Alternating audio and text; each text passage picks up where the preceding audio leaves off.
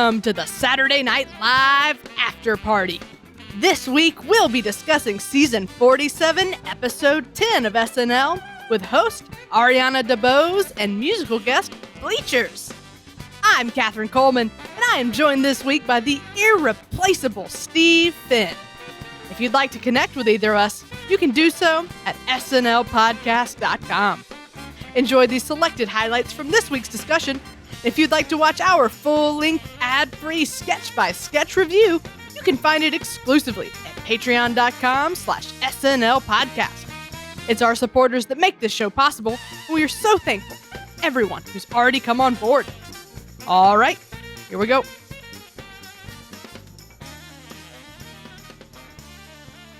Welcome back, everybody. Happy 2022. SNL came back against all odds with the studio audience. I was happy to see it, and I'm happy to see you, Steve. How you doing? I'm doing well, and you're right. It's great to see SNL looking like SNL, and it's great to see you. I know you had a good break because we've had some fun leisure time together. We have, and I say it's nice to see you. And what I mean by that is it's nice to see you, actual you, and not your like Oculus avatar you. Yeah, using your oculars as Right. opposed to your Yes. Oculus. Yeah, for sure. It's good to see you in the Steve flesh outside the metaverse. Yeah, Steve and I had a great time over the holidays playing some mini golf in the metaverse. He's a little better at it than me, maybe. You're getting there. I don't know that we've ever played a full round one-on-one. I feel like one of us always comes in part of the way through another round. Right. But we should do a head-to-head challenge. Yeah, we should and see who comes out victor. Golf is fun. I've had fun with you playing ping pong as well. Oh yeah, we did do ping pong. Yeah, connectivity issues aside, like I was laughing my ass off because I'd say one thing and then I'd get your answer to it like a minute and a half later. Like it was the biggest delay I've ever had in a chat. It was hilarious. It was crazy. I was at my parents' house and they have the worst internet. And I could tell by your reactions that it was just so delayed. Like you were like, is the Wi-Fi really bad? And then 5 minutes later, you heard me say yes. Yep, not for lack of trying. You tried like 5 different rooms to get the best Wi-Fi. I went from the top floor all the way to the basement. I tried every situation. Yeah, man. See, VR is a fun, active experience. So yeah, that was fun to play with you over the break. It was very fun. One day we're gonna do a whole podcast in VR. I think we should. That's gonna be real fun. For sure. Yeah. And we could actually have like a live audience then. Oh yeah, we could. Yeah. That'd be cool. For sure. We'll get on that. When we schedule our head-to-head matchup, we can invite patrons to watch us play mini golf in virtual reality. They'll love it. We'll make an event of it. Good idea. All right. Well, I'm sure everyone's heard enough of that nonsense. Let's talk about SNL. Let's talk about the news of the after the December show, we found out that a few people were leaving. So Anna Dresden has left to work on a show. Jasmine Pierce left to move to LA. I'm not sure what projects she might have lined up. And Paul Briganti, one of the film unit directors, also left. Those are 3 very talented people that I was super sad to see go. Yeah, it is sad. But, Catherine, all the input and all the great things they've done with the show, none of that's going anywhere. That's in the vault, and we can enjoy it anytime we like. And I'm pretty sure we're all used to SNL being just a revolving door by nature. And it's just part of the breathing process of the show. Yeah, and I mean, we we saw in this episode sort of, obviously we'll get to this, but the Urkel sketch, which is sort of a spiritual successor to Paul Briganti's Grouch sketch. So we see that influence even after he's gone. And then Allison Gates and Streeter Siddell were promoted to co-head writers. And we know Allison Gates was a big collaborator with Anna Dresden. So, that voice is very much still represented in the head writer office. So, everything's good. Everything's chill. But, we got to talk about the news. So that's the news. Are we ready to talk about this episode? Let's do it. It's going to be fun. Let's do it. The If you're worried about your daughter having sex after the dance, don't be. We have the perfect solution. She can take our son, Donovan. The formal emporium where Donovan will not and cannot seduce your daughter. And that's the La Casa Promise. This was fabulous. When it started off, it felt, I was immediately like, oh, okay, seems like a classic like Kate and 80 sketch written by Dresden and Gates. But obviously it's not Kate and 80. Obviously I know that Anna Dresden didn't write it. So I was intrigued to, like, as it started, kind of figure out what's happening here, you know? But then it took this twist that really freshened the format with, like, it wasn't them just like selling like crappy prom experiences. Like, they have this Donovan character, right?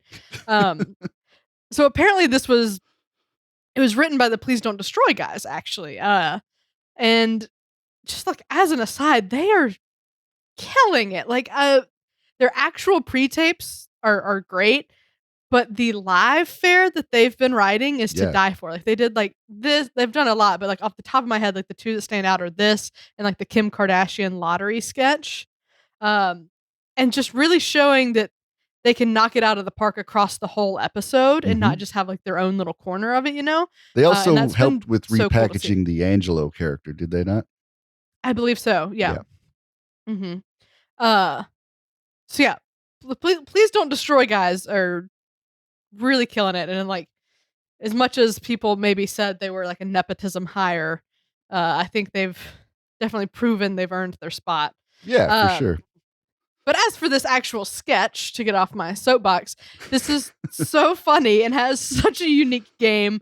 I loved all the great details that they threw in about Donovan. Like, he's a lazy wiper. He has a big computer. He just really likes that one song, Get Low.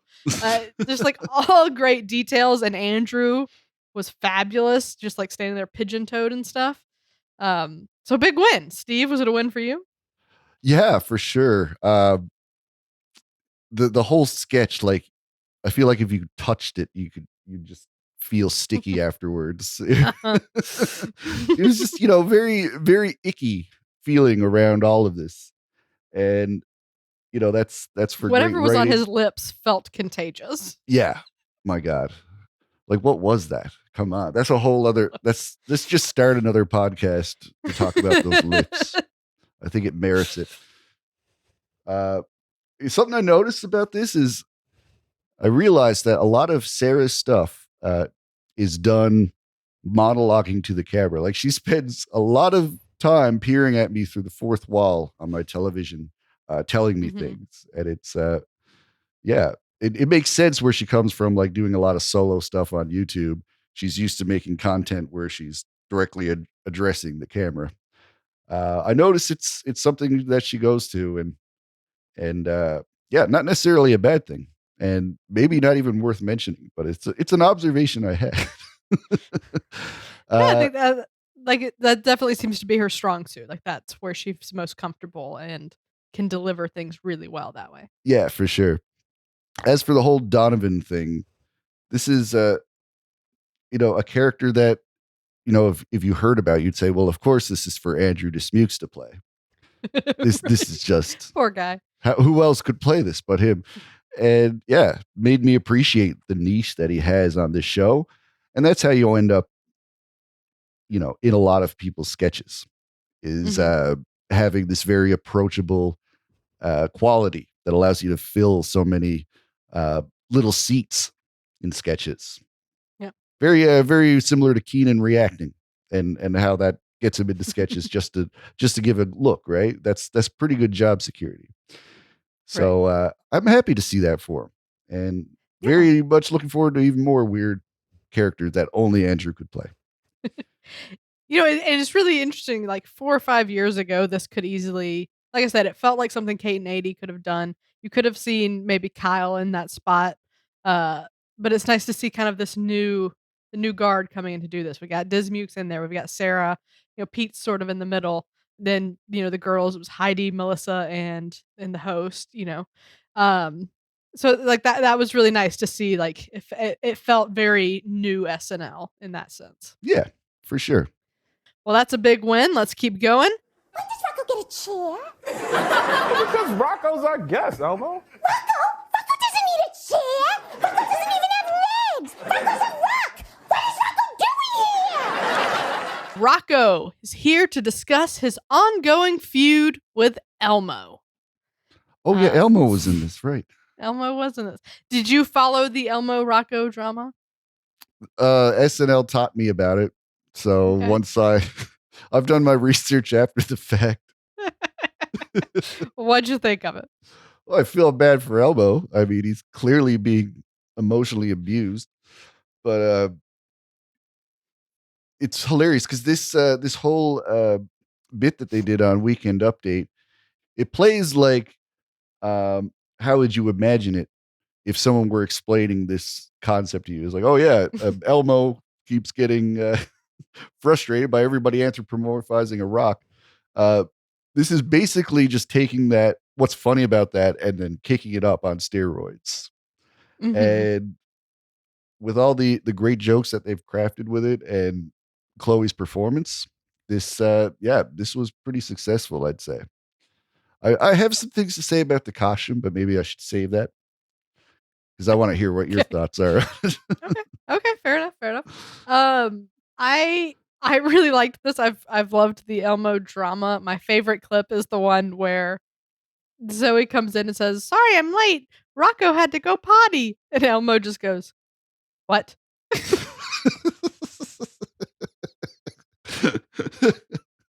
Oh, it's so funny. I loved this, from the get-go. This was a big win.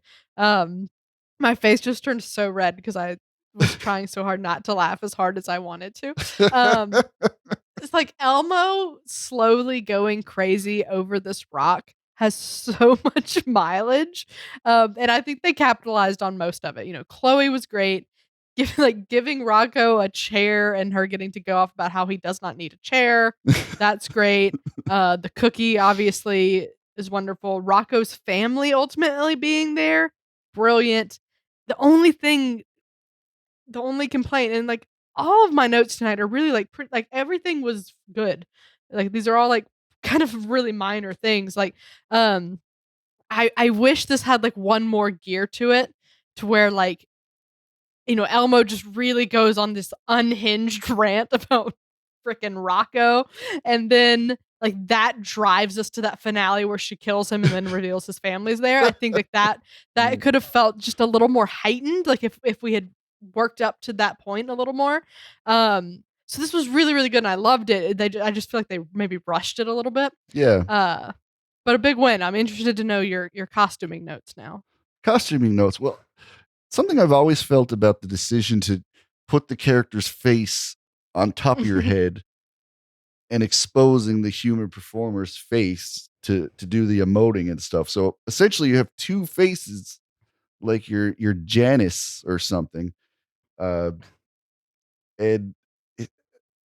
it always freaks me out because it looks like it's just a person wearing the skin, like somebody like she killed murdered and gutted skinned Elmo. Yeah, somebody gutted Elmo and then wore him like some kind of Ed Gein skin suit. It just unsettles me. But I got over it because it was funny enough. And I remember thinking, wow, talk about suffering from success, because Chloe is so talented and is so good at these impressions that I see her do a pitch perfect Elmo impression. And I go, well, of course she can. Right. Like she's so good that I'm no longer surprised when she throws something new at me. And I guess I'm getting spoiled by her talent, because I should be going, holy crap, that's amazing. But I'm just saying, well, yeah, it's Chloe. She's really good at these. Of course she can. But I would have loved to have been a fly on the wall to see, what they experimented with before they decided on that. Like, did they try to paint her face or like put a nose on her and make her look like Elmo? And maybe that was even more nightmare fuel than wearing a skin suit. That would have entered John's Baby Yoda territory. Yeah, maybe. I did see she posted something where it was just a red cap. Like her face wasn't painted or anything, but it didn't have the face up there. So I don't know if they just hadn't sewn it on, or maybe that was a version they tried. But Yeah. No, I'm curious. if you want to see our full sketch by sketch review, search for SNL Afterparty on Patreon or subscribestar.com. So we've come to the end of the show. It's the end of the show. At the end of the night. It's time to talk about the overall ratings. So what was the moment of the night?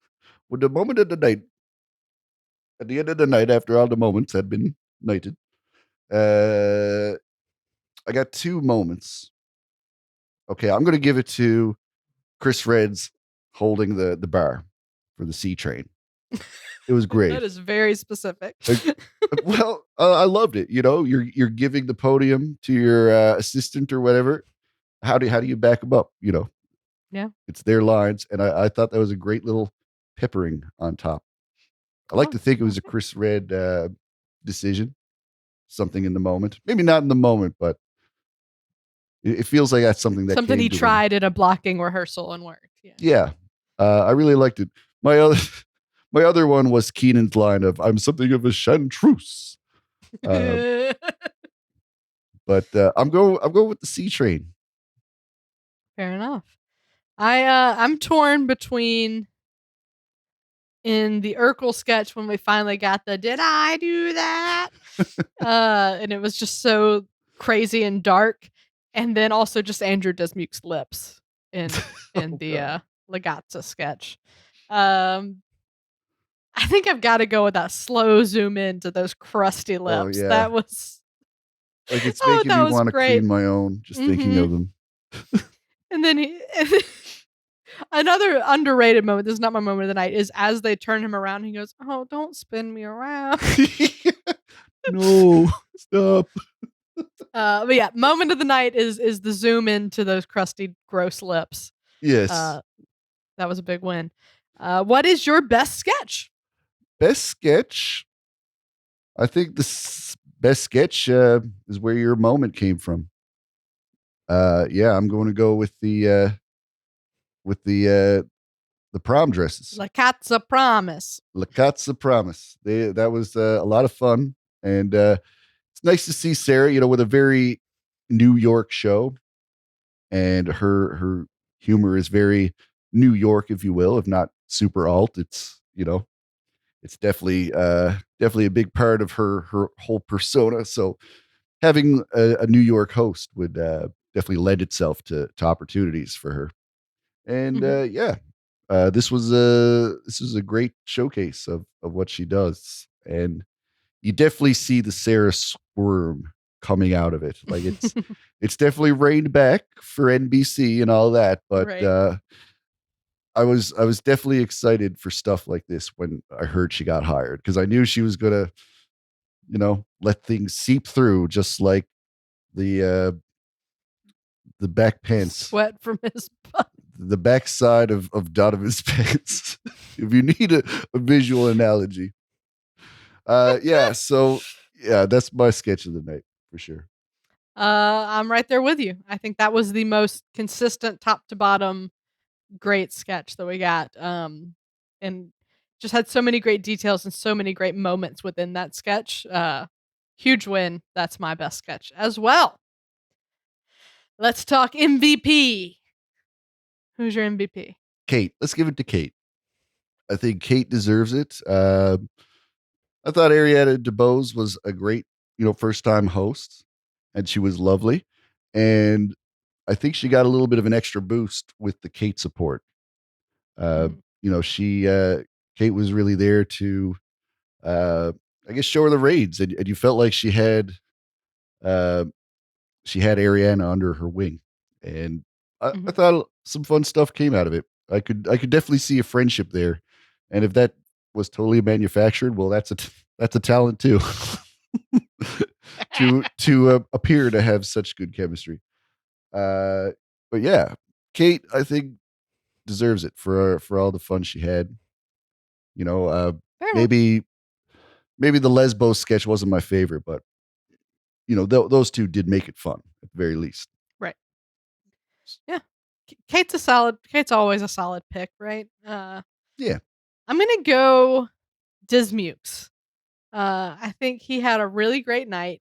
I think he really owned being Donovan in a way that really only he could. Like he just had that perfectly wooden stance with the pigeon toes, and just and then was willing to have that close up of his mouth. And like I said, like he just delivered all the little lines in that sketch so perfectly. And then, he was sprinkled in a few other places. He got beaten up in the Urkel sketch. He did do a great job at the end of the day. So I don't know. I think Dismukes had a really strong night. And I was happy with everything he was in. I thought he really did a great job. So, Oh, that's such a Andrew good pick. Dismukes. Yeah, Dismukes for Thank you. sure. I mulled over it a lot. He definitely earned it just for playing Donovan, just for having to go Mhm. through that. I think he deserves some sort of recognition. So It's the public humiliation. I thank you for that service. Yeah. All right. Well, let's talk about the big one. On a scale of classic, great, decent, weak, or train wreck, how would you rate this episode?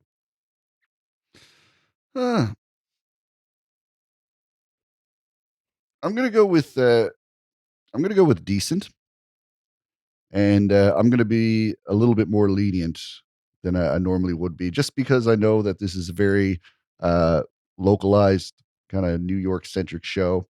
So I'm a bit out of the loop on some of the content, but with all the fun I did have, with that in mind, I think it does deserve a decent.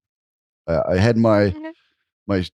you know had my criticisms about some sketches. It wasn't some of the greatest stuff that SNL has ever made, but it was definitely a serviceable show. And yeah, if Ariana wasn't as charming and as fun of a host as she was, maybe I'd be telling you something different. So I can say this lovely lady in her first time has at least bumped me into a decent from her likability. So I wouldn't mind seeing her on the show again. Fair enough. She's queuing herself up to win an Oscar, so hopefully she has a great long career ahead of her, and we will see that. Yes. And I hope she keeps up with the singing and the dancing. Sure she will.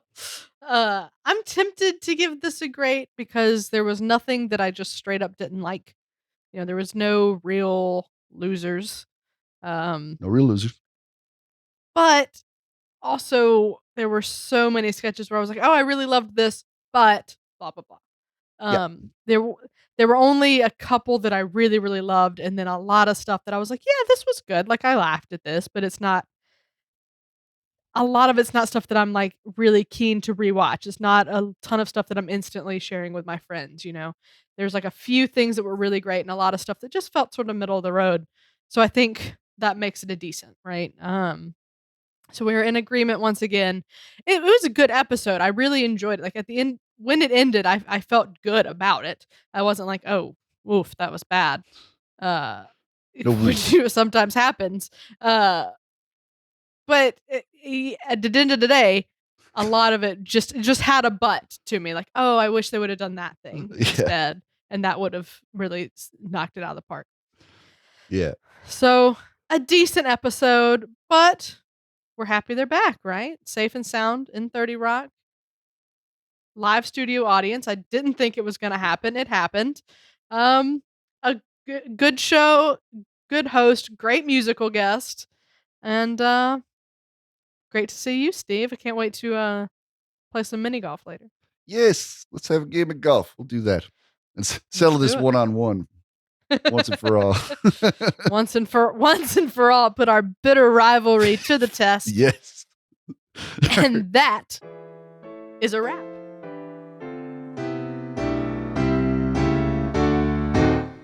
Thanks to Steve Finn, and thanks as well to our most generous patrons, Sam Bowers, Neil Weinstein, Justin Gardner, Grace Kogan, and Brian Clark. If you're enjoying our show, please subscribe on YouTube or wherever better podcasts can be found. Your subscription helps us grow, and your support is greatly appreciated. We'll be back in 1 week when SNL returns with host Will Forte and musical guest Maneskin. But until then, this has been episode number 151 of the Saturday Night Live After Party podcast. I'm Catherine Coleman. That's my story, and I'm sticking to it.